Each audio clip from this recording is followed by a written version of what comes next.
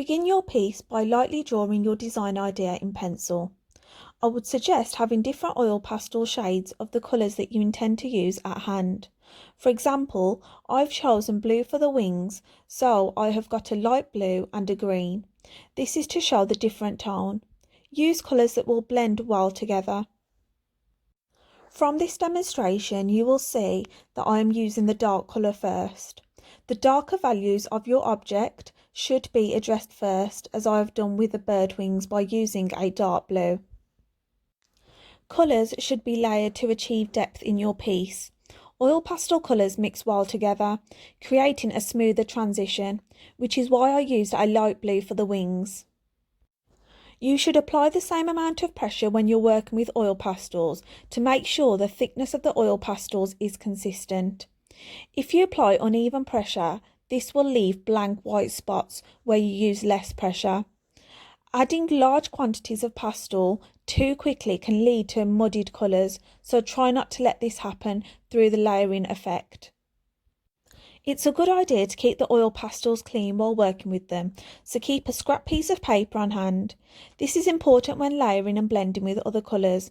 What happens is the oil pastel stick you're using will pick up other colours that have been used onto the oil pastel stick, and then that can be a real problem and smear other colours across your piece that you didn't intend on having there. You can also use your fingers to blend colours if you like, but I mainly allow the pastels to do the work for me.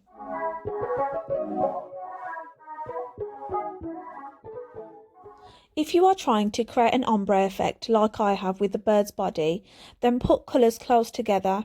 They can even overlap a bit like I have done with the dark orange, light orange and yellow. This will give the colours a smoother effect. After you overlap colours, you can use small circular motions or the hatching method to blend them together. This will make the colour transition look more realistic and give a better finish.